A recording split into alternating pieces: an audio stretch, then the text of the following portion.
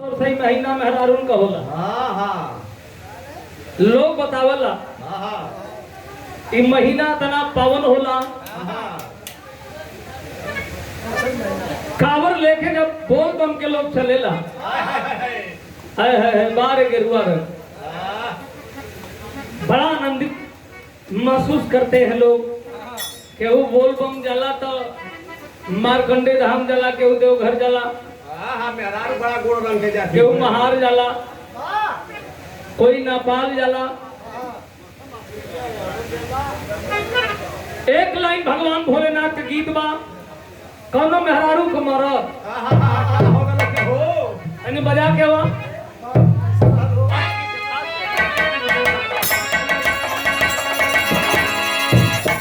बात या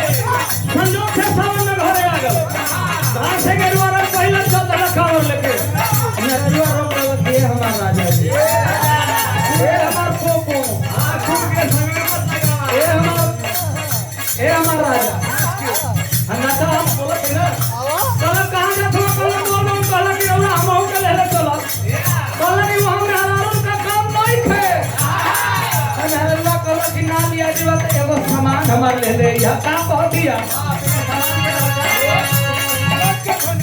देवघर जइहा देवघर जइहा चलवा शिव के चढ़इहा जनऊ जइहा रे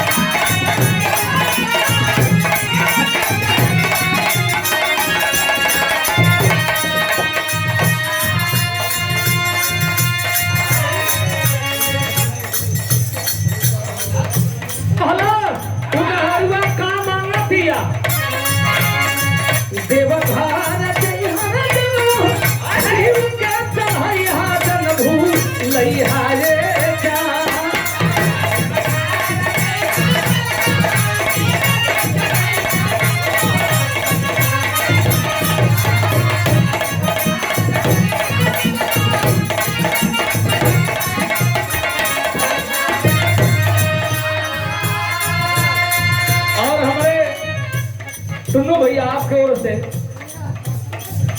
बड़े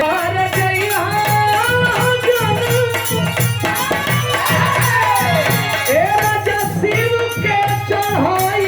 जन भू लइहारे का जन भू लइहारे का हमारा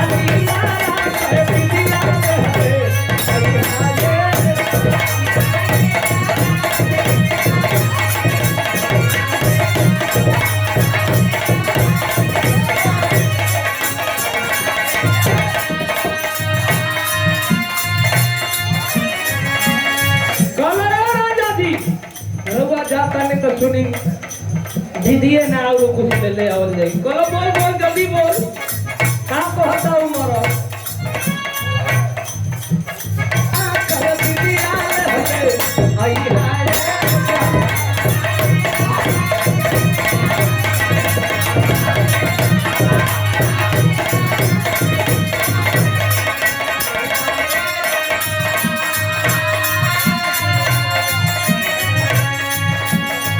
और 100 रुपया लेके हमारा अनिल भैया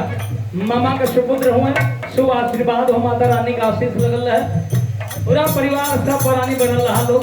एक तरह हम तक खुशी जिंदगी बीत जाओ के जिया ना अल्लाह सबके जाएंगे तो मेरा रुआ कोला किया राजा जी तेरा मार कर बाली उठा लाली रही है अखिया के सजरा तो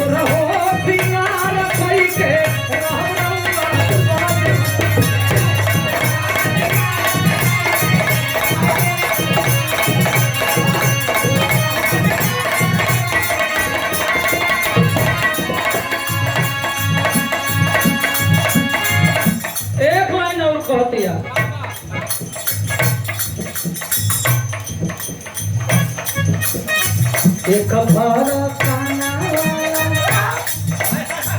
तू भर के बाला हरियर हरिहर